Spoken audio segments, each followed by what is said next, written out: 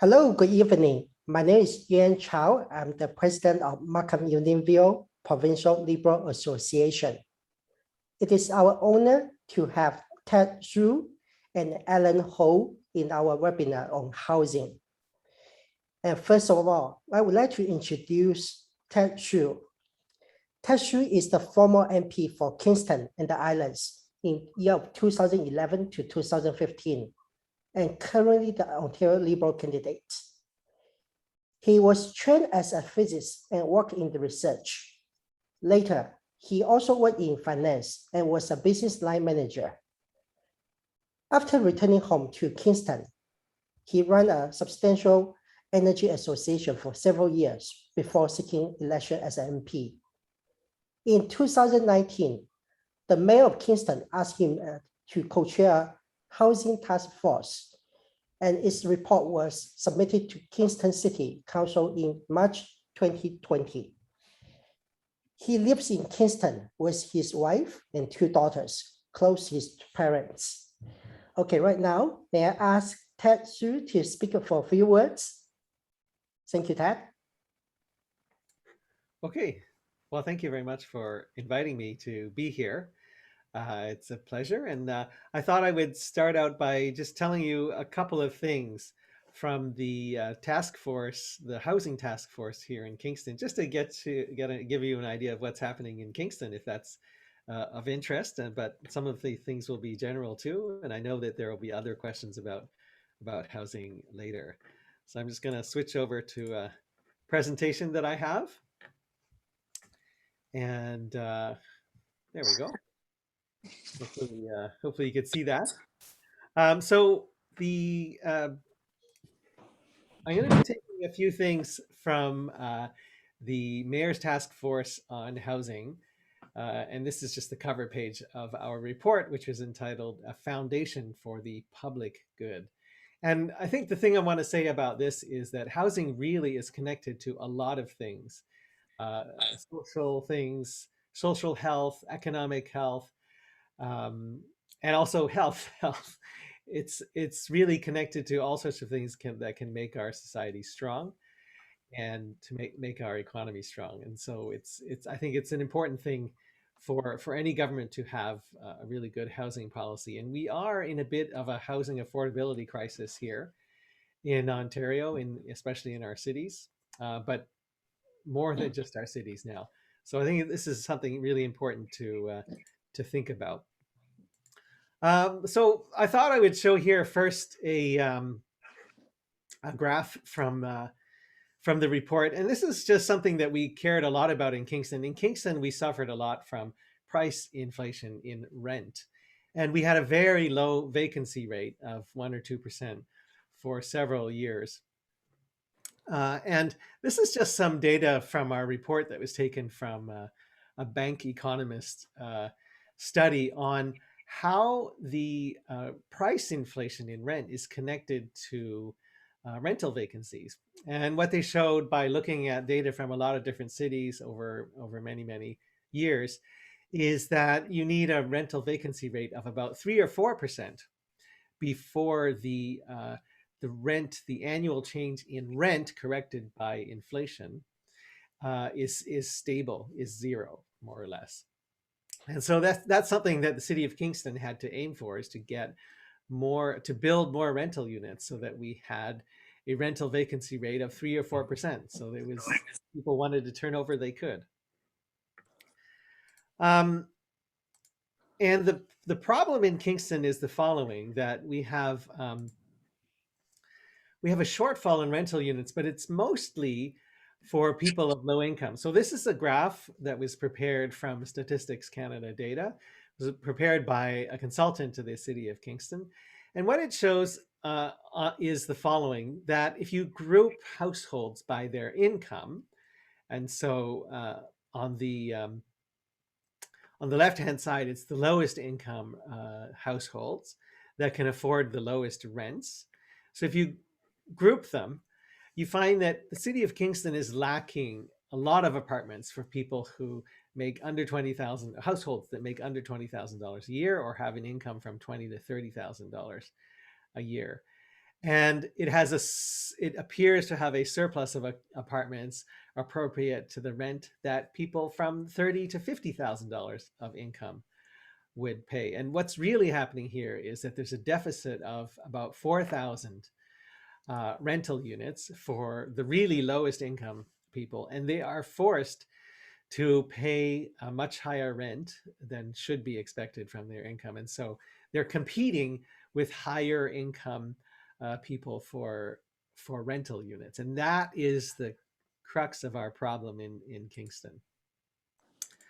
The next thing is I wanted to mention from our report is that is an analysis of the cost for the government to build and own affordable housing. So this is a case study, an actual building in Kingston. It's a seniors building, 27 units, so not very big.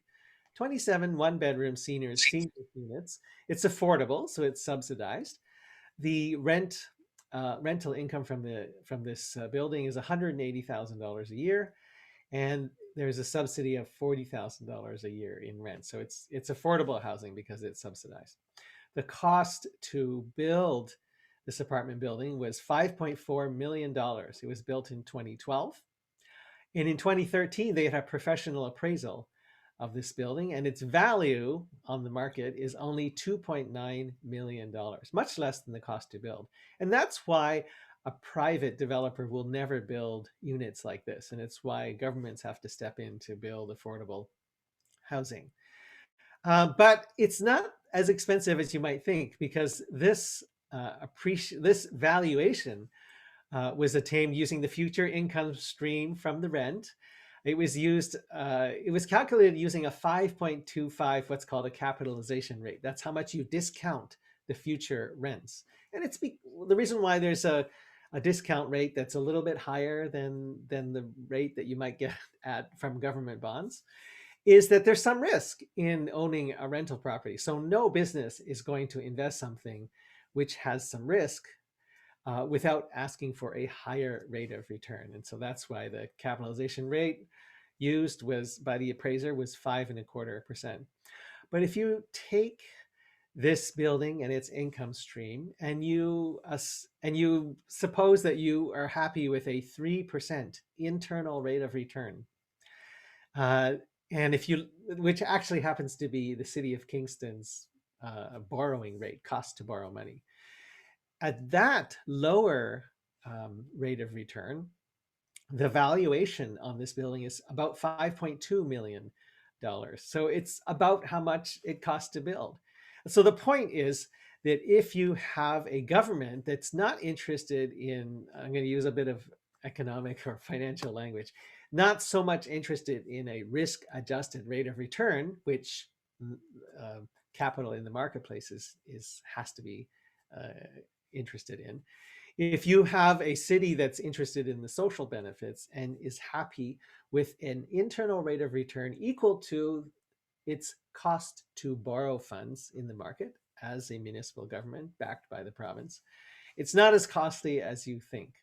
And so I just wanted to present this case study that was part of our Housing Task Force report just to say that it's not out of the question that governments could own more, build and own more housing.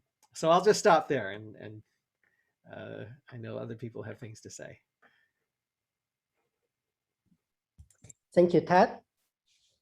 And next, I would like to formally introduce our friends, Markham City Councillor Alan Ho. So Councillor Alan Ho was first elected to Markham Council in 2010 and is now serving his third term. He is currently the chair of Cultural and Economic Development Committee of the City of Markham. He has also volunteered in Liberal election campaign for more than 2 decades while promoting political awareness. He was the writing president for the Provincial House Speaker and MPP, Dr. Alvin Curlin, from 1999 to 2001. Before being elected to the Markham City Council in 2010, Alan has served in a range of volunteer capacities in various government community, charity organizations, and committees. Due to his commitments, Alan was presented with numerous awards and accolades. To name a few, I would say World Baden-Powell Fellow in 2010 by Scouts Canada, named a top 25 Canadian immigrant in 2011, Paul Harris Fellow in year 2012 and 2017 by the Rotary Foundation of Rotary International. And now, may I ask Alan Ho to speak a few words? Thank you. Thank you very much, Chairman Chow. It is my great pleasure in joining you all here. And I would like to start with a little bit about affordable housing. As a matter of fact, affordable housing has been an issue everywhere. So our city or our region, City of Markham or York region, would not be any exception. And since there will be a lot of areas we are going to talk on, like affordability programs and funding, that kind of thing. So I would like to stop here, and maybe the moderator will ask some questions, so we can address on each area. Thank you. Thank you, Alan Ho. Okay, in the meantime, I'm going to introduce the moderator of tonight, Mr. Alex Xu. He is the former president of Unionville Residents Association, the current chair of Markham Public Library and media anchor. And Mr. Alex Xu is all yours now. I didn't expect to have a speech, so I would like to say thank you for everyone for joining us. In particular, with the Saturday with the family at 7 o'clock, so it's a premium time of a family reunion or gathering. But I'm glad everybody have the compassion or the passion to talk about the housing issue. So I'm glad people like Ted as well as Alan, with the high caliber in this category. So I'm sure we're gonna have a lot of good conversation. Without further ado, I pass the floor back to you, Yan. Now you can ask the questions as the moderator now. Would you want to introduce all the board of directors just in case? Is that the? Oh, yeah, of course. And also we have our board director from the Markham Unionville Provincial Liberal Association. We have Hannah Abdul, Benny Zhu, and John Parnell and Neil Thomas. Right. Okay, thank you.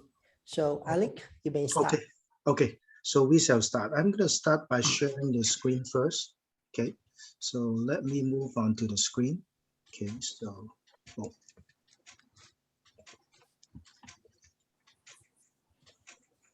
Okay. So let's see if there's any technical difficulty here. So should be fine. So let's move on to the same issue. So I cannot move my screen. So I'm going to just move a little bit to use the other PDF. For whatever reason, my PowerPoint doesn't seem to move. So that's fine. So everybody can see this PDF. So yes, it's good. So what I want to share with this screen is basically, as you can see, from 1988 to all the way 2021, you can see there was a slightly setback, and then starting from 93, 94, or 96, the house price continued to move upward. In fact, in the last 10 years, from 2010 to 2020, 21, we have almost doubled the house price. So basically, like, seems to be the house prices continue to increase. And one of the problems that it has is before 2015, our salary and the house price has been matching up in terms of the growth pace. But after 2015, as you can see, the curve is much stiffer. So basically, like, our income is not able to catch up with the house price increase. So the first question I'd like to pose to both of Ted and Alan. So with the Canada average house price rising to 700,000 level, and particular Toronto to 1.07 million, Vancouver 1.17 million. Our median family price across Canada is 62,900, and Toronto is 6,800. Vancouver is 8,600. So those are the medium income, which is not able to afford a $250,000 house. So I think we have a house affordability issue in general. How do you see as a panelist the Canada housing issue now, given it does not happen, before 2015, when the house price can keep pace with the pace of the salary rising? Do we need to discourage investment by introduce higher foreign buyer tax or all kind of different instrument, rent control or capital gain? Given that is the issue. So how do you see the problem? So since Ted has sort of talked a little bit more on the housing issue, can we start with Mike Allen to speak on this question? Oh, yeah. Thank you, Alec. Yes, you're right. In fact, house prices are soaring, with the average national price now standing at a little bit more than $700,000 as of March 2021 this year, according to the Canadian Real Estate Association's MLS system. In fact, that's up by 31.6% in a year, the biggest annual gain on record. Sales in the area reached a record high of 15,652 in the same month, March 2021, and up by 97% from 7,900 during the same time in the previous year. These prices haven't curbed demand either. When we look at the sales volume, sales were up in March 2021 alone by 70% compared to a year ago. And now I would like to have a look in Toronto. In Toronto, in fact, the average national price of $716,000 is only good for a condominium with 1 to 2 bedrooms. Poor us.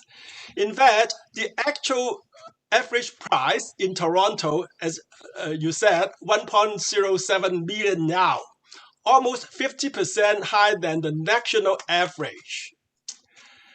Well, in order to work out the affordability challenges, in fact, sensitivity analysis would be conducted for household at the 40th, 50th, 60th, 70th, 80th family income percentiles.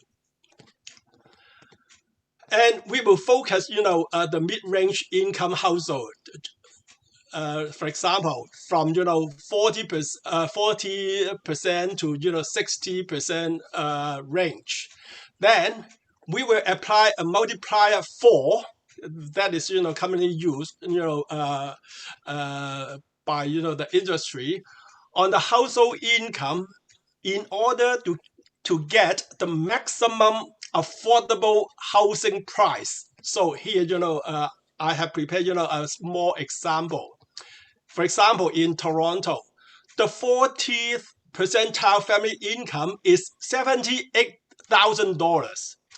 If we times it by 4, we'll get $313,000, which is the maximum affordable housing price.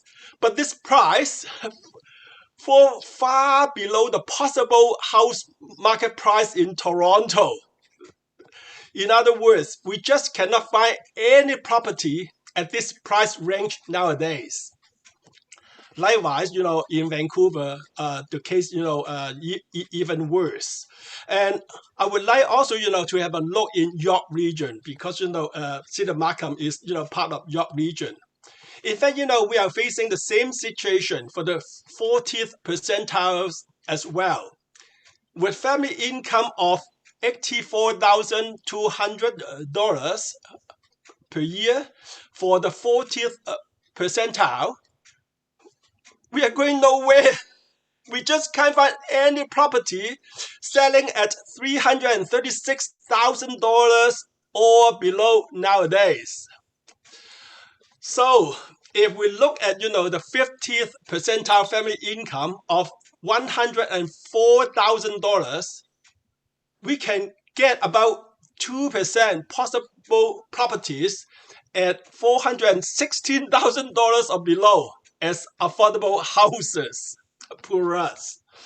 And if we keep on looking up at 60th percentiles of $125,000 per year, again, only 5% possible properties at $500,000 or lower can be found. Only 5%. So we can see that this 2% to 5% possibly available properties, once again, fall far below from our York regional target, as well as many other cities' target of 35% new houses in the region's center and 25% outside of those areas being affordable. That is our target, 35% plus 25%. But now we have only seen, from 2 to 5%. So as the moderator has just said, Alex said that, seeing the salary increase has not been able to keep pace with the house price increase since 2015, 6 years ago. What can we do as a government to tackle this issue? Should we implement stricter rent control? Well, in fact, the current rent control has been very strict already because, with about 1% increase every year, we won't have much room to move around, first of all. The second method, maybe, should we start to implement capital gain tax reform, including, taxes for the owner's principal home? Well, my answer is maybe or maybe not, as any small change on capital gain tax, the economy will negatively be impacted and no government would want to see. Another method is talking about, additional land transfer tax. In fact, in Ontario, we have the provincial land transfer tax already. Today, many cities have their new land transfer tax in place, in addition to the provincial land transfer tax. Yes, it helps a bit, but the overall situation has not been seen under control. Our property price, has been going up and up every day. Another method, talking about, foreign buyers tax. Yes, again, it helps a bit, as we have seen. Only 3 to 5% of the transactions fall under this category in Vancouver, British Columbia, Toronto, Ontario. So it doesn't help much. However, this is still a good gesture to show people that the government is taking action, doing something. Now we have, the last resort. In fact, many cities have started talking about the new vacancy tax. And in fact, Cedar Markham, we started, talking about this recently. And I think talking about, the vacancy tax implementation, we need to be very careful because, we believe that a lot of work needed to be done, such as the definition of vacancy. The property, vacant for how long, you will start, to penalize, the property owner. And how about the penalty level? 1%, 2%, 3%, based on the appraised value, the current market value, and so and so, and how is it going to carry it out? I'm talking about the administration. So now we have seen, we are facing, a lot of problems, with affordable housing, and we have just gone through some methods above, and hopefully, in the end, we'll come up with something. Thank you. Thank you, Alan. Very comprehensive, answer. So Ted, by being in a what is like a not the metropolitan type of city, Kingston is also a regional like a city, big city. So do you face the similar problem that as Ellen mentioned, and what kind of strategy can that we deal with it? So we are sort of promote the investment or do some other things to make sure that the investment would not become a speculative market. So you have any We comment? certainly, yes, we certainly face the same problems. We face the same low interest rates. We face the same large pool of capital around the world that's looking for a home. We face the same costs for labor, skilled labor, and materials, and we face the same constraints on land. Kingston also has, I think, issues with zoning and the time it takes for approvals, the resistance to denser development. Resistance to buildings over 10 stories tall is normal in Kingston. But so I think really the ultimate solution is to have more supply of housing, and so that means on the municipal level to speed up approvals, to allow for more denser building, to encourage people to build higher or to build mixed housing where you have say fourplexes or duplexes in single family zoned areas. We should get rid of single family zone areas. On the provincial level and federal level, I think that the federal level in particular, I think the current federal government has done a good job of spending money on housing to encourage the building of housing. But I think it could do a lot more. And you might be worried about government deficits, but actually the thing that's going to stop a government from having more debt ultimately is inflation. And I think that if the government actually spends money to build housing, it will control inflation. So it could probably take on more debt to build housing, and for example, not to subsidize to people who want to buy their house. That's different. But if you spend money to actually increase the supply of housing, you'll control inflation, and by keeping house prices down. And I think you'll have a lot more room to spend, to borrow money and spend as a government, because you're actually doing something that's gonna keep inflation down.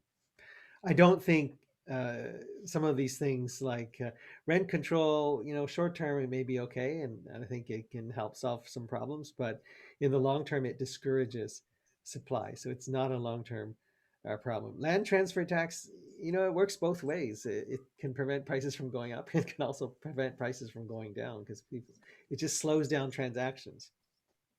So I don't think it's ultimately a solution. And people have talked about a foreign buyer tax.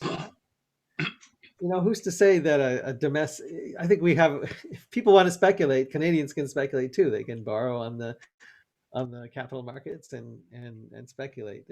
I don't think that getting rid of foreign speculators is going to really fix the problem. The problem ultimately, in the long term, has to be fixed by increasing the supply of housing. And well, there's many aspects to it. I think here in Kingston, for example, we have to be very careful to not have too many extra students in our post-secondary institutions, St. Lawrence College and Queen's University.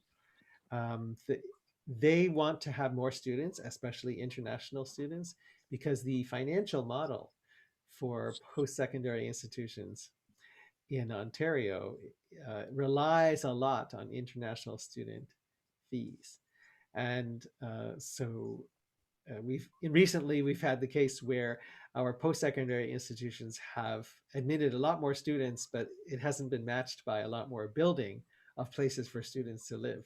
So they compete with the local residents, especially with the more low-income residents, and this causes a problem with the increase in rent in Kingston. We had the big problem in 2018, 2019. I think it's a little bit better now because we've had more supply come online. Well, yeah, that's good. Ted bring up the issue that lead to the second question that we're gonna have. So, but at the same time, I want to concur with what Ted and Ellen sort of suggest. The foreign buyer tax may not necessarily be, the right solution. So, yes, you can see, we just have a report recently with 18% of the 35 age below, they actually own a second house. They own the first house, no problem, own the second one. So the speculative can also be coming from local. So we have to judge it very carefully. So let's move on to the next question that Ted sort of talked about. Actually, this is coming from the Ontario.ca. So when they want to, find out the housing problem, one of the things is the land, the housing supply. So less than 7% of the new housing bill in the last 20 years is intended for rental. All right. And then at the same time, to build an apartment take about 10 years, right? It takes 2 years just to do the site planning. So they are sort of framing that, the building a condominium is actually a lot of problem in terms of, like a lot of things that they have to go for within the municipal level. So the second question, according to the National Post, one of the main reasons of the house price rising has to do with the fact that it was found by the government policy, by law permit, approval, red tape, added the community liberalism or banana, build almost nothing anywhere near anyone. Provincial Bill 108 intend to give more choice, more type, attempt to provide the increased housing, increase the housing supply by doing an action plan, but then they have to use the ministry zoning order to approve 20,000 units to shorten the process. So that's how bad we are in right now. So do you see housing supply will continue to be a challenge, or you see opportunity to change, such as reduce red tape, engage and educate community early on for the new development, decrease immigration quota? So Ted, you want to take a shot first? I think that in Kingston, the housing supply will continue to be a problem. There's been a lot of new building, but it's difficult to evaluate because of the pandemic and the students being away. I especially in the lower income part of the housing market, I don't see the problem getting any better because there hasn't been a lot of building in that area. Again, government moves slowly, so it just seems to me that the city of Kingston could and its partners could move faster or be helped to move faster with more funding to build affordable housing for low income residents of Kingston. I think the other thing is that we need to we also need to have more middle market housing. A lot of cities are trying to encourage more middle market housing, and the problem is that there's money to be in the private sector. People try to make a profit, right? And there's plenty of profit to be made from building more higher end apartments, and so if that is going slowly, they'll never run out of ways to make money that don't involve building affordable housing. So I think that governments really need to step in and encourage the building of affordable housing or mid-market housing, just smaller apartments. I asked a local developer, like, why don't you build, instead of building 10 large apartments, build 15 smaller ones and they said, well, our customers, that's not what they want. So there's plenty of money to be made from people who want to spend more money for a bigger apartment, and that means that the private sector is a little bit slow to help out the affordability crisis in the lower income um, part of the market. Um, so I think locally in Kingston, it's speed of approvals, it's higher density, uh, making sure you talk to potential opposition to higher density or taller buildings early. Transit is really important because the parking requirements, a lot of apartments are built with one or even two parking spaces per apartment. And if you don't have a lot of land to put parking, the parking cost is very high, and it makes the cost of the rest of the building high as well. So this is a problem we have in Kingston. And if we can improve our public transit system or improve our make it possible to live in Kingston without cars, that will actually help our housing situation. So Ted, actually, that was a good idea. Kingston, like it's downtown is quite concentrated, so we can actually make it a walkable neighborhood, right? So, but I guess in city of Markham may not be able to do the same thing, right, Alan? So the according to the Ontario government, they were saying 10 years to develop a condominium or apartment. So isn't that too long? At the same time, like I say, how can we increase the price, with the developer being profit making? If you don't make money, if you have too much supply, the price doesn't go as high, right? So how do you gyrate those problems, Ellen? Yeah. Okay. In fact, when we are talking about housing supply, we have to relate it, to demand, because we learn, supply and demand, uh, when we were young, from school, many years. And well, yes, you're right. We have there have been, many reasons seen for the huge sales price and sales volume increase in Canada everywhere. And here I would like to quote from the TRAP president Lisa Patel in her release. She once said, "Confidence in economic recovery coupled with low borrowing costs supported a record pace of home sales last month." That is some time ago. While the robust market activity is indicative of widespread consumer optimism, well, consumer optimism is very important here. It is also shedding light on the sustained lack of inventory in the GTA housing market. Lack of inventory, that is something you just mentioned regarding housing supply, with implication for affordability.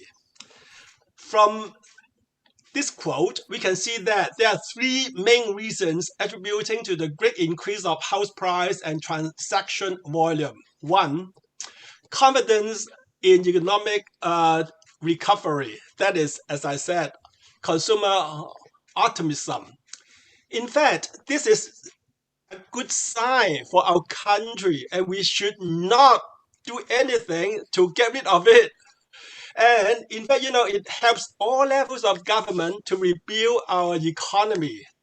And in fact, this is something we can do nothing or should not do nothing to change it.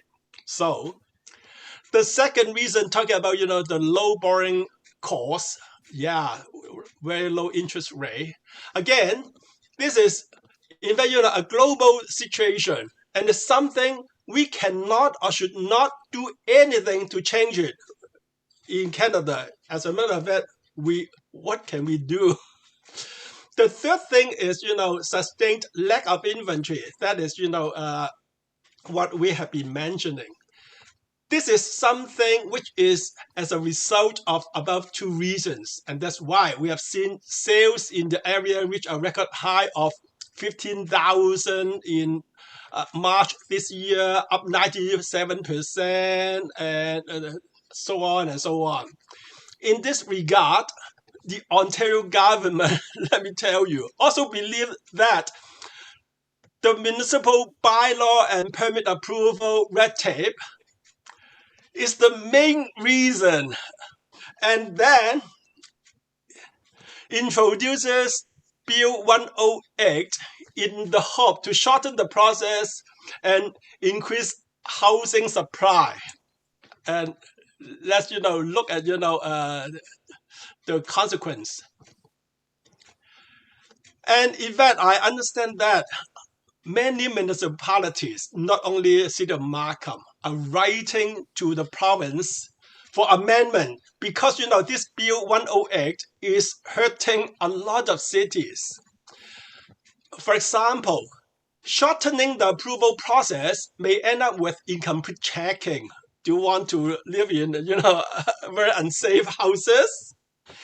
And limiting the development related charges may impact many cities without enough money for community building. We need that kind of money to build, let's say, community center, library, that kind of thing. But, well, with Bill 108, again, we are going nowhere. Therefore, in the end, if this 108 is not going to be amended, the economy of many cities will be hurt. So this is my reasoning in regard to the housing supply. And I believe that yes, we have seen many reasons: low borrowing costs, also consumer optimism, as well as big demand. I should not say short supply. Thank you. Thank you. So that was a good point, to let the market determine the land supply. So let's move on to the next one, the question 3. As you are all in Ontario, we know that we have been using the secondary suite, tertiary suite, as sort of like the affordable housing strategy, which has ongoing quite some time. So we doesn't see that as much help at all. So they help, but not in the way that we want.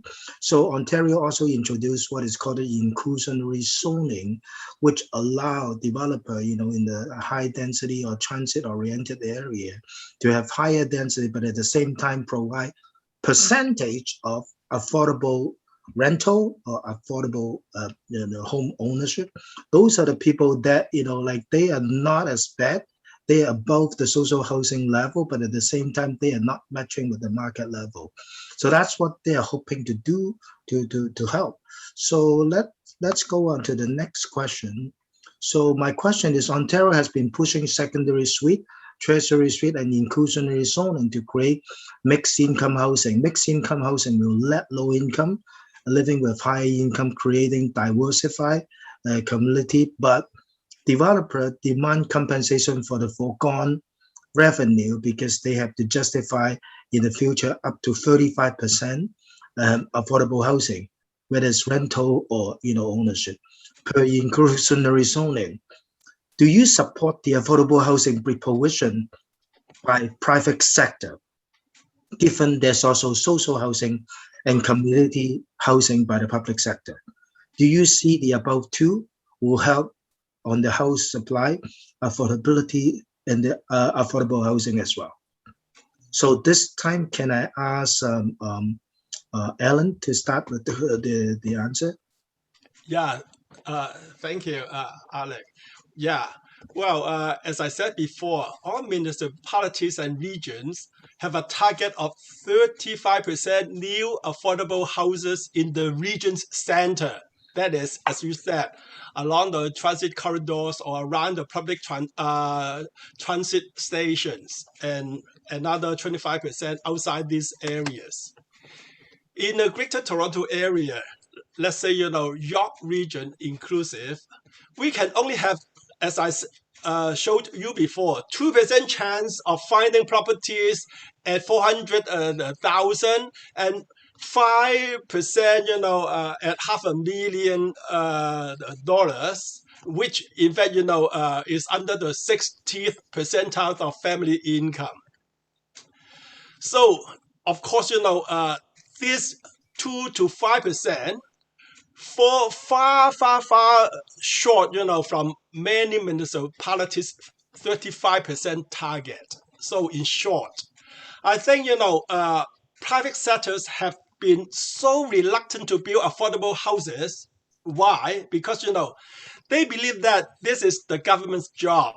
And on the other hand, their objective is to make money, to maximize their profit. So it is not the private sector's responsibility to build affordable housing. Since municipal government do not have luxury to have an ample tax income sources, because talking about the municipal government, we can only tax on property and some plus a little bit users fee, and now some cities they start to tax on land transfer tax in addition to the provincial one. So the source of income for all cities are so limited. What can we do instead?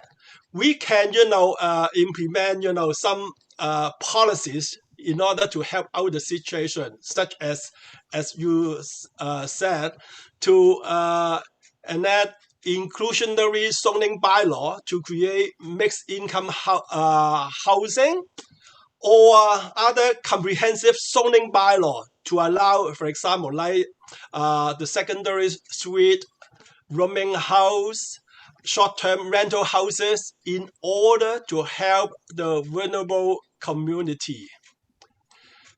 And in the city of Markham, in the past, as a matter of fact, we have opposed to the entire comprehensive zoning bylaw proposal, even including second suite.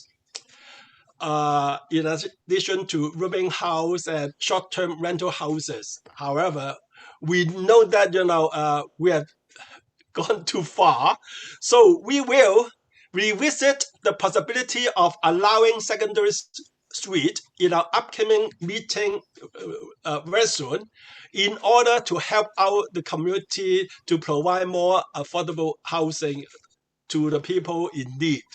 Thank you. Okay, so the city of Markham is doing some improvement. At the same time, there's also some challenge. So Ted, in the city of Kingston, do you see the similar problem, and do you find all those different type of tool will be able to help, or do you think that like the private sector should not deal with affordable housing and let the federal deal with it? So so the city of Kingston has had a history of building municipal housing, subsidized housing off in a certain part of the city, and it didn't work out because a certain neighborhood got stigmatized, and I think socially it's much better to try to counter this tendency for neighborhoods to split along income levels. I think there's social benefits to mixed income. The city of Kingston recently changed its city bylaws so that secondary suites are allowed everywhere. There's some resistance because in some places you get a lot of you have parking problems. Back to parking, you have parking problems because people are renting out secondary suites or bedrooms or whatever, and everybody goes to work, so they have trouble parking, and the streets are full of cars, or people are parking on lawns, and it's hard to plow the snow in the winter. So we have some problems like that. I think as far as inclusionary zoning goes, I think I think it's possible to do, because value can be created for a private developer if zoning laws, when zoning rules are changed, and suddenly they can build something, and so the property they own is more valuable. So there's some value that's created that can be shared. I would just say that it's not so good when it's used as a blunt ideological tool, which some people want to use it as. New York City was successful with inclusionary zoning, but they studied the economics of building very carefully, so that when they when they had inclusionary zoning, they imposed requirements that they knew would be economically feasible for the developers, and the developers would just have to accept. It's like a deal they couldn't refuse, because that was the way they could turn a profit and yet still build some affordable housing. So it's the important thing, I think, is a careful economic analysis before you write down the rules for inclusionary zoning. Okay, thank you, Ted. So sounds like, like it was sort of a logical to talk about, other than the private sector, what can we do in the public sector? So let's move on to the national housing strategies that was started by the federal government, like 2017. And initially it started with $40 billion for over 10 years. Now it has, increased 75% to 70 billion over 10 years. As you can see, 40 billion is going to the new construction or new technology of doing construction. 2.5 billion is for the homeless. And then 15.1 billion is for the free-level government to work together, partnership matching fund. And then, and also like a $9.5 billion for the social housing. And those smaller number, I'm not going to go into detail. But one thing I want to talk about is there's also $500 million or 574 million for the community housing. Community housing are basically like social housing, except it is managed by a nonprofit organization. And last but not least, there's $541 million on the research, to see how we can resolve the housing problem, and more importantly, how do you capture the data. So that seems to be very comprehensive, but we are gonna unhood, with the different question to see if actually is a good idea, or yeah, it's comprehensive enough with all things considered. So the question 4, as you see, given the $70 billion 10-year national housing strategy covering the housing spectrum from first-time home buyer purpose-built rental to both market rental and affordable rental, new affordable unit, new and repair social housing, First Nation Inuit Métis housing, and homeless and transition shelter. At the first glance, do you think that the current national housing strategy have covered the Canadian housing issue in the housing spectrum? Is the funding adequate, or it's not enough, or it's too much being allocated? So can I start with Ted on this round? Yeah. So first of all, let me say that I think that this federal national housing strategy, it's a lot of money, and it's a good program. I mean, by any measure, they've do a lot on housing. But I think that they could do even more. And I know that in Kingston, I would say that if there were more money, there are places where it can be used to build more housing, and we do need more housing. I would say, I explained earlier why I think it's maybe not so bad to take on debt to build more housing, and it's because it probably is not in. It probably is going to keep inflation under control, providing more housing, because that's a big component of inflation right now. As long as, so I would say, the federal government could keep spending money on housing as long as you make sure that there's no shortage of labor and shortage of materials to drive up the price of those two, and we're pretty close to that point. Um, I think that one thing that would help is, these housing projects, they take time, and they often don't meet the government deadlines. Like, you have to have your proposal ready and your application ready by a certain date. Sometimes the different approvals and consultation process takes a while. I think if the housing spending were more long term, so that municipalities could kind of schedule out um, affordable housing projects over several years, and could pre-book sort of multi-year building capacity, I think that would help, instead of trying to meet trying to meet a government deadline, like in 6 months, by the end of the fiscal year, you have to put together a whole proposal and get all the approvals to a certain stage. I think sort of long-term, steady, reliable financing could be a help. So Ted talked about, the framework can be more flexible, so there's no deadline pushing. So Ellen, what else you can think of this? Is anything that room for improvement for this national housing strategy? Yeah, thank you. Well, when we are talking about the federal housing strategy, I would like to bring you all back to 2017. At that time, the federal government announced Canada's first ever national housing strategy, a 10-year, $40 billion plan to help reduce homelessness and improve the affordability for Canadians in need. And later, through the budget 2021, Canada's national housing strategy is now a 10-year, $70 billion plan, as you just said, that will give more Canadians a place to call home. Well, this is a good move to have such a big increase, and I feel happy but not totally satisfied. In fact, no one will feel that the funding is enough or too much, because the situation is getting worse and worse every year in terms of housing affordability. On the other hand, I think we need to make sure that any funding is to be used wisely with right strategy. This is very important. Seeing that this funding will apply to many programs, I'm afraid that people will cling to believe that this funding is far from enough because too many programs.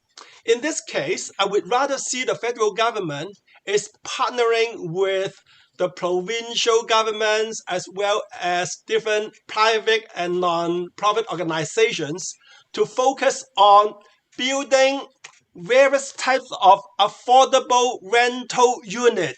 Well, once again, I would like to stress on affordable rental unit suiting different income levels. In fact, there are many advantages of building more affordable rental units. For example, one, the building cost and the land cost will be much lower because a lot of units, sharing the same cost. And with high density, with higher building height, the cost will be much lower. Two, it will be more accurate to build to meet the requirement because the government has all the data in hand and the government knows what kind of dwelling units to be built. Let's say, 1 bedroom, 2 bedroom, how big, how small, that kind of thing. Third, with more affordable rental housing inventory in hand, a lot of people who may want to buy houses may be able to concentrate on their work without worrying about the shelter need because housing affordability is no longer an issue. And for some other Canadians, if they choose to stay in their comfort zone, instead of being lured to buy a new house, even when they're not ready to do so, it's also good because they can rent a house for the time being without a lot of worries, a lot of unnecessary expectation. So I think the government's funding must be used wisely on certain programs, not all programs. And here I want to emphasize again, affordable rental units. Thank you. Okay, so it's a good time to go to the next question. So next question is sort of I want to demonstrate the affordable housing. when we initially talked about it, we have to look at this housing spectrum. With on the left-hand side, the homeless, which is the one that have practically very low income, to all the way from the right-hand side as being the private sector. So in between, you have emergency shelter, and then transitional housing, social housing. Those are still below the poverty line that needs subsidy. And then affordable rental, these are the one that not getting the social benefit, but they cannot match up with the rising rental price. And then affordable house ownership, these are probably the first time home buyer. And then, of course, the market rental rate, and then the market. So those are the house spectrum, with the left-hand side low income, right-hand side the high income. So in terms of the progress, actually, the Honorable Minister of Family and Children and Social Development, Amit Hussain, announced a National Housing Strategy Triennial Report, December 31st, 2020. I'm not going to go through the detail, but in a very high level. So $20 billion has been committed to build almost 200,000, whether it's repair or new unit. And then at the same time, among all those things, among all those 200,000 units, there's about 37,500 units are for the affordable senior, and then 12,500 is for the indigenous, and then 3,200 units is for the homeless. So they are not only providing 200,000 in the pool, but at the same time, among them, there's certain portion is dedicated to the marginalized senior, indigenous, and the homeless. So based on the triennial report, you probably have reviewed it in a very high level. So are you happy, satisfied with the progress with this accomplishment? And for this question, I'd like Alan to start. Okay. Yeah, thank you. Well, again, as I said, with the limited funding, we need to make sure that, any funding is to be used wisely with right strategy. From the National Housing Strategy Triennial Report, December 31st, 2020, from the Ministry of Family, Children, and Social Development, I'm glad to see, various programs covering from community housing to affordable rental housing to affordable housing ownership, including a lot of programs like the $30 billion over 10 years national housing co-investment, the $15 billion of the federal, provincial, territorial housing partnership framework, 1.25 billion for the first time home buy incentive, and so on and so on. Also another $1 billion for the rapid housing initiative. And and another program, I think it is very useful and very important as well. That is the $25 billion over 11 years since 2017, the rental construction financing. This is very, very important. Well, as I said before, I would rather see, various levels of government to focus on building various types of affordable rental unit suiting different income level. So with this program, the federal government is helping the construction of more than 71,000 new rental housing units across Canada. And more than half of them are affordable. In fact, more than 60%. So it's a good sign. And this is, I believe, the most desirable program out of the many others to really tackle the affordable housing issue, and I'm quite happy about that. Thank you. So Ted, since Alan talked about the affordable rental, the purpose-built rental, actually there was $8.4 billion already committed to a large number of rental units going to come. At the same time, Toronto Community Housing Authority. They also get $1.3 billion co-investment with the portion that owned by the City of Toronto to renovate or retrofit the building. So looks like those are in the right direction. In Kingston, how you saw all these type of projects on the National Housing Strategy coming along swiftly in your city? Yeah, we have a couple of projects. I think if it's slow on that front, it's the city's problem, not the federal government's funding problem. Except for this rapid housing initiative, we had I know of at least one quite good project where a church, a community donated their land, their building for a new youth center, which included about, I think, 30 or 40 residential units. That did not get funded through the Rapid Housing Initiative. So I think the Rapid Housing Fund was oversubscribed by several times, and so it probably could have been increased, and with maybe a somewhat looser time constraints because of the construction season and the approvals process and so on. So that I guess is the my main comment would be I've just seen some examples where the Rapid Housing Initiative could have been had more money and some more flexible time constraints. Yeah, you're absolutely right. I saw the rapid housing in Scarborough and Brampton was announced last week and this week. So it seems that part is sort of trying to catch up. That lead to the next question that we're going to talk about is like the regional commitment. With in terms of the national housing strategies, there's about $14.6 billion already committed by the federal government. As you can see, British Columbia 3.3 billion, Alberta, like almost $500 million, and Ontario 8.3 billion, Quebec 1.4 billion. So all different type of thing. But unfortunately, based on that, like federal provincial partnership with the 15 billion allocated, it's only $341 million being committed in the triennial report.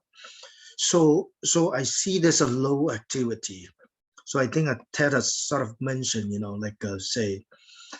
seems to be slow in the government. This is actually happening, both in the federal provincial type of partnership, or federal municipal partnership, or the freeway partnership.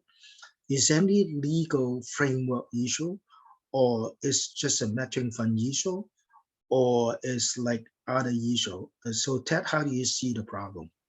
Well, let me give you another example. I think there's just a lack of management capacity, if I can put it that way. So here in Kingston, there was an organization called St. Vincent de Paul Society who wanted to, it's a charitable organization.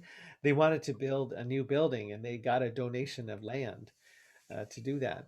So they're building this new building. It's only one story. And so I talked to them a year ago, and I said, well, have you considered maybe building a 4-story building and putting apartments on top and on the second, third, and fourth stories? And they said, well, we thought about this, but we don't know how to build. We don't know how, and we can't find anybody to help us do this much more ambitious project. Everybody else is busy with their own work. And so this never happened. They're just building a 1-story building, as far as I know. So this is an example of a lack of, I guess, expertise, project management, building expertise. If they had tried this much more ambitious project of putting 3 or 4 stories of housing on top of their 1-story, center to service people who need help with food or clothes or whatever. I'm sure they would have made a good case for funding, but they didn't, because they didn't have the capacity to do it. So that kind of thing happens, I think, on the small scale in a lot of cases here in Kingston. Okay, so Ted bring up a point of view with the skill set. So actually, the federal national housing strategy, they do have a portion, like for the doing the research, even with the what they call the lab, and trying to identify the right skill set, and even do modular housing technology. How do you make sure it's a Lego type of work, and then so that they can springboard the manufacturing. As a matter of fact, there was one company in Toronto, they also in Alberta, they are trying to increase the manufacturing process for the modular housing, and by they up to target a $20 billion market. So this is something happening. So perhaps that could help the city of Kingston. But Alan, in GTA, there's no excuse for no skill set. You see, Neil is also a very good builder as well. So how do you see this problem? Yeah. Yeah, thank you. Well, when we are talking about government collaboration through partnership, I think in Canada, I just can't find any province who would not like to participate. I will tell you more when we look at the breakdown. You will understand why. So endorsed in 2019 by the federal government and all provinces and territory except Quebec, except one province. This framework provides $15.1 billion. It's a lot of money over 9 years in joint federal, provincial, and territorial investment to address jurisdiction of affordable housing, repair of existing community housing stock, and affordability supports. So out of this $15.1 billion, in fact, the federal government will be responsible for the major portion through their 3 programs. That is Canada Community Housing Initiative, $8.6 billion. Wow, more than half already. Canada Housing Benefit, $4 billion. And another program funding for the Northern Territory, only $300 million. So, leaving only $2.2 billion to the provinces and territories through their one program, provincial and territorial priority funding.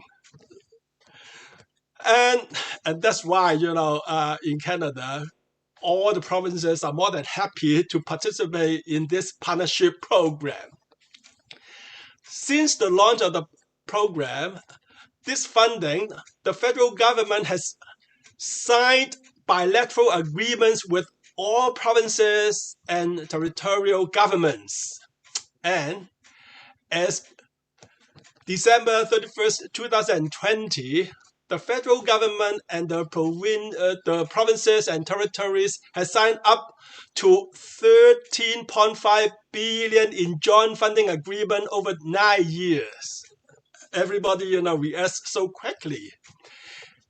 As part of this agreement, each province and territory has prepared a 3-year action plan outlining how this funding will be used to protect, repair, and expand housing options for the vulnerable Canadians.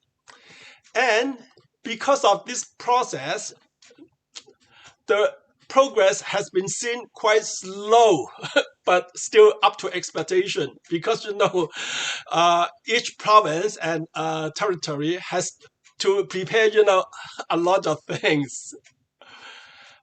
And we can see that as of December 31st, 2020, this funding has been committed to building 2,600 new community housing units already, repair of 60,100 units, and to reducing financial stress for 19,700 low-income households through affordability supports.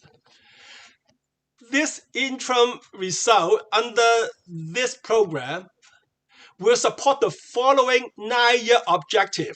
Wow, this is important. That is, 330 units continue to be offered in social housing. So, as we have seen, this program is a well accepted one, and also a well run program to help the vulnerable community. Thank you.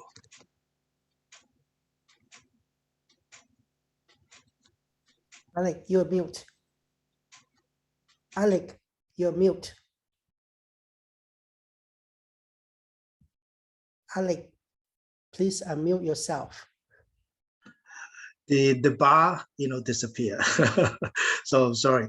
So now sounds like Alan was saying that the bilateral agreement is there. So the commitment is not there yet, but it's just a matter of time. So it's coming. So I'm glad to hear that. So now we move on to the next question.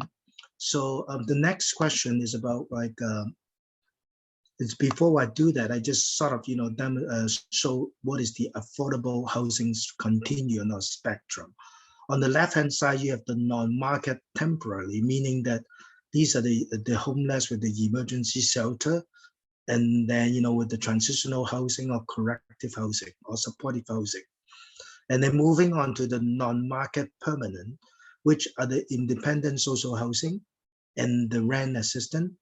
And then the market permanent will be rental market with the purpose built, affordable rental, and the ownership. So those are the few areas that the federal national housing strategy is trying to address.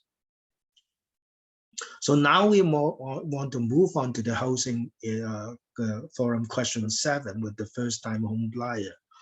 Per triennial report, the first-time home buyer incentive apparently is not attracting a lot of youngsters to take advantage. There's only 10,000 participants, so way lower than the 100,000 target.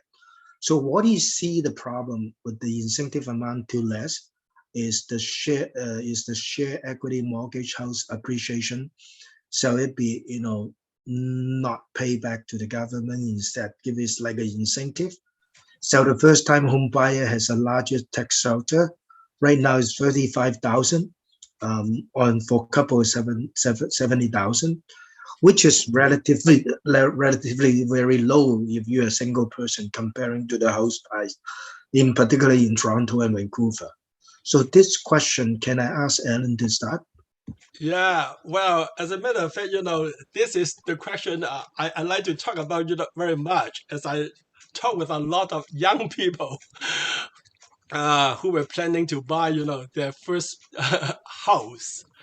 Well, in 2019, the federal government launched this program with $1.25 billion over 3 years to help those in need with 5 to 10% share transfer, but with a capping at $78,900 for the down payment.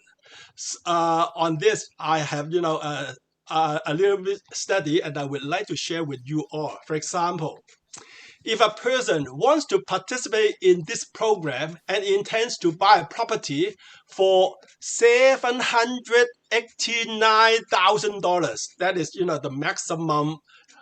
In order to get the maximum 10% share transfer with the federal government, this person, of course, will get 10%, of this property value from the federal government, $78,900, and he or she can put out only $157,000. That is 20% of the property values for $789,000. Together with this 10% from the federal government, this person can buy the property with 30% down payment. So, if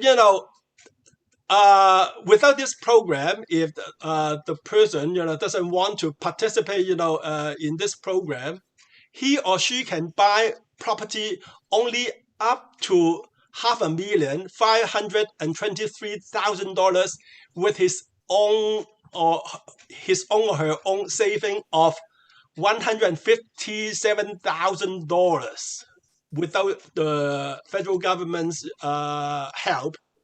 So here, when this person, let's say, sell this property 9 years later, and he or she will, get the property value, double. Because, why I choose 9 years? Because, in the Greater Toronto area, we have seen property value increase by 8% per annum over the past 20 years. So, as everybody knows that with 10% increase per annum, over 9 years, it will be double. So, so this is very simple. So if this person, sell the property 9 years later, the price will be double. That is, $1.57 million from $789,000 9 years ago. And of course, at that time, he or she needs to repay the federal government's portion of 10%. This time, he or she is not repaying the federal government $78,000. Instead, $157,000, 10% of the property value. And when we can also look into it more closely, here we can see that this person, in fact, has gained $631,000 instead of $789,000 because after the deduction of the $157,000 repayment to the federal government. And this gain, $631,000, is still much more than $523,000 if he or she doesn't participate in this program. He or she, should have bought a property at $523,000 only, even with 100% return. So this is, in fact, a very, very good program. And whenever I talk, to a lot of young people, they are just very excited. However, okay, let's see, the federal government side. As we can see that, the federal government has also made a very good investment with 100% return because, the federal government, handed out $78,000, and in the end, 9 years later, the federal government will get $157,000 with 100% return. And well, as I said, a lot of young people, they find this program very excited, and it's a good program. But they all express that this is a good program, but has room for improvement. Why? Because with the cap of $78,000, one can buy. Okay, in the GTA, one can hardly find a decent house in the Greater Toronto area, but can easily find a luxury house elsewhere in Canada. I recently read an article saying that in Ontario, the lowest housing price which is available from a city called Bangkok, Bancock, but I don't know where it is. It's got to be very north in Ontario. For the average price there is only $223,000. Wow! Let's move there. And so from here, perhaps we can understand why only so far $198 million that is about 50.84% of the $1.25 billion have been assigned to, listen, 600 new home ownership out of 10,600 application. Again, 6% only. Wow. And of course, we hope to see, some improvement, such as, capping differently over different areas. For example, like, in GTA, the capping, should be higher. In, some other places, the capping should be lower. Well, and I hope this kind of changes or amendment can be seen from the next national housing strategy triennial report by 2023. So thank you.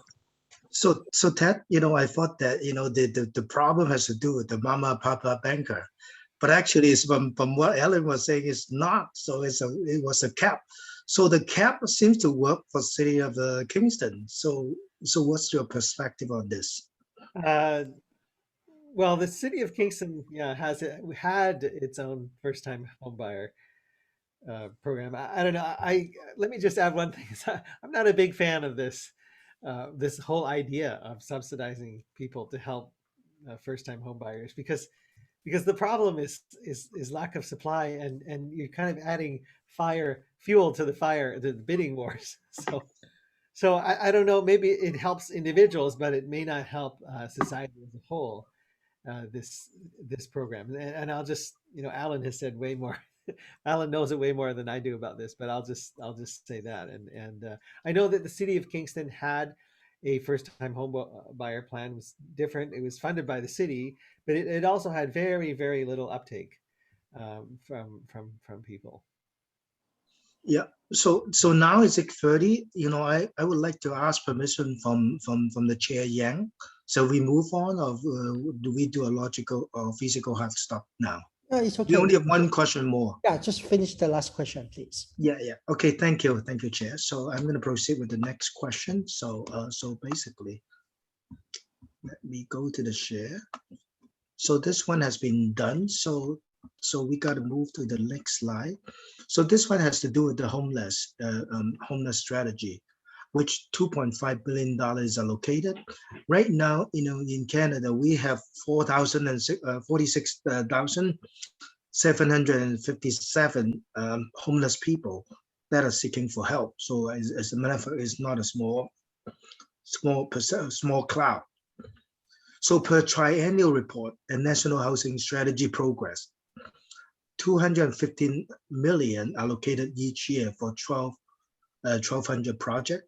400 million has committed in 2020 and 21, while Rapid Housing 2020 to create 1,380 homeless shelter. We also witnessed Vancouver, Toronto police remove homeless encampment last month and this month. Apparently, City of Toronto has 8,500 homeless, but only 6,900 homeless or transitional unit, with 1,400 people need encampment, meaning that they don't have service. What do you think can be done to alleviate this problem? Given the fact that, when we initially launched this homeless thing, federal is go ahead and do some study and come with a homeless strategy by 2019. Most of the focus has been polarized on the homeless for the indigenous.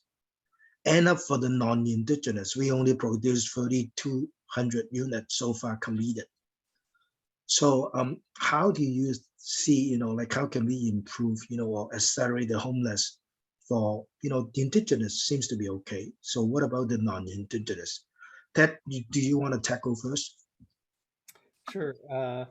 Well, it's I guess it gets more and more complicated as we get to lower and lower incomes and the people who are homeless. There are many reasons for homelessness. I think that addictions and mental health are a big contributor to homelessness and the breakdowns of households. So I think one thing that can done to tackle this is to just pay more attention and put more resources into dealing with addictions and mental health. Here in Kingston, there was the city, there was a special opportunity where there was a retirement home that went out of business. So the city purchased these buildings and are now going to turn them into affordable housing. But in Kingston, we also had an encampment. Kingston's smaller than Toronto, of course, so it wasn't as big as the encampment in Toronto. But we had the same problem that the people were camped there, and they wouldn't leave, and there were benefits to having people camp there, because then all the services that are provided to those all of these clients were very accessible because they were all camped in one place, and people could provide services, mental health services, whatever other services could be provided. But eventually, the neighbors got tired of the encampment, and there was problems with theft and things like that, and just eventually the bylaws got enforced, and the city came in and forced people to move away. We had very similar thing to what happened in Toronto on a smaller scale.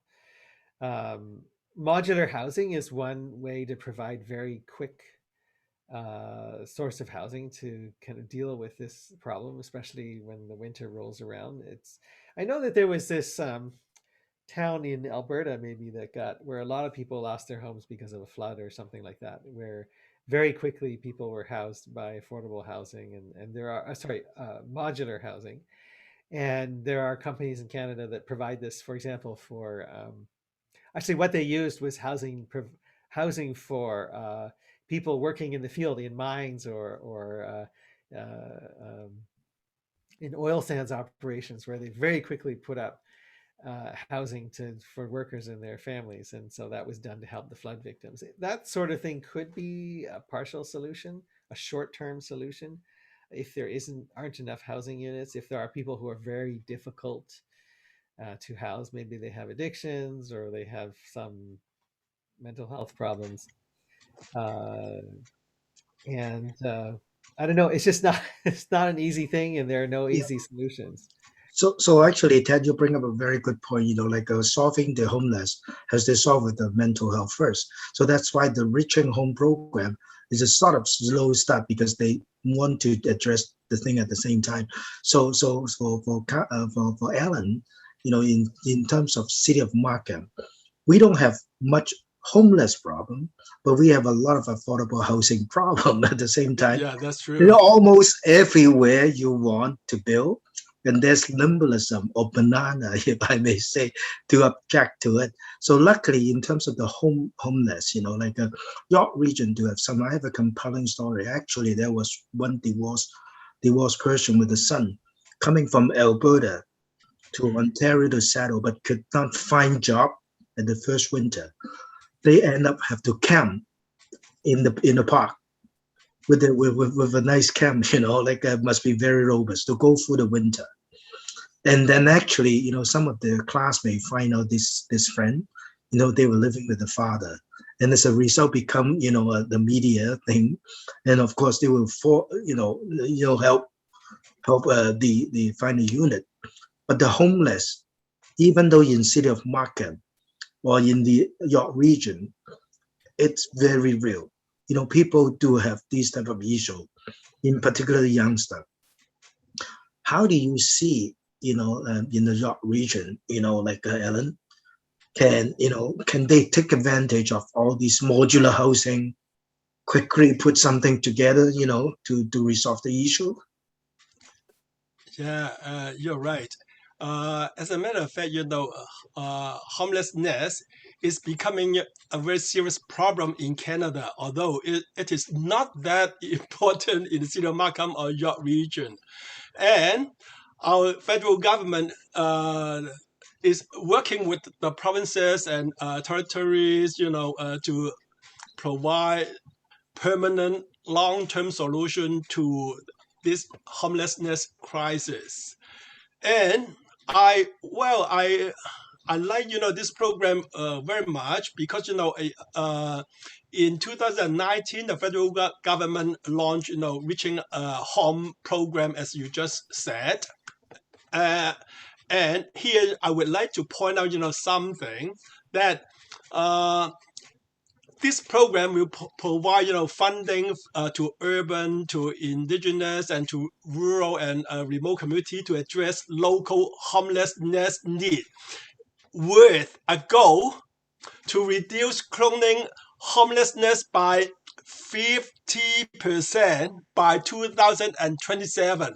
Well, pay attention to 50% only. This is the federal government's goal, because homelessness is an ongoing program everywhere in Canada, other part of the world, everywhere. As a matter of fact, the objective of this program is to streamline access to housing and support for people who are experiencing homelessness or at risk of homelessness. This is important. And also, in 2020, this program provide $1 billion over 2 years to address the urgent housing needs of the vulnerable Canadian because of the COVID-19. This program provides funding for rapid creation of over 3,000 new permanent units of affordable, supportive, or transitional housing. Well, this is important, at rent that allow households in need to pay less than 30% of their gross income on housing costs.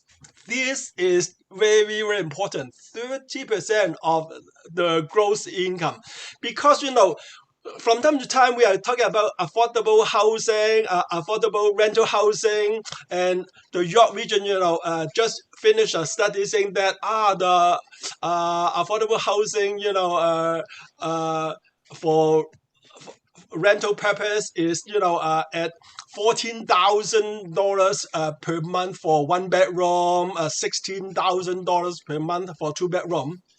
However, a lot of people, they just can't afford $1,400 or $1,600 per month to pay for this kind of rent. But this is in fact happening in York region. And so I think this is one of the most successful national housing strategies, helping the homeless community because of a lot of reasons. First, all dwelling units are rental unit. We are not talking about affordable housing ownership. And the tenants pay not more than 30% of their gross income. And the third thing is, all these dwelling units are created through rapid housing initiative. So got to be quick, right? So in conclusion, I want to make it short. I think this program is on the right track to tackle homelessness out of the national housing strategy. And in my opinion, this is one of the best strategies and programs so far we have in Canada. Thank you. Yep. So thank you very much. I guess that concludes our panelists. So I'll return the floor back to you, Yan. Okay. So thank you, Ted and Alan, for your insightful information. I would like to also thank Alec for being the moderator of the webinar tonight. Thank you everyone for attending. And if for all the audience from the internet or on YouTube, if you would like to become a member of Markham Unionville Provincial Liberal Association to volunteer or to donate, please visit mupla.ca. Have a nice evening. Bye now. Thank you.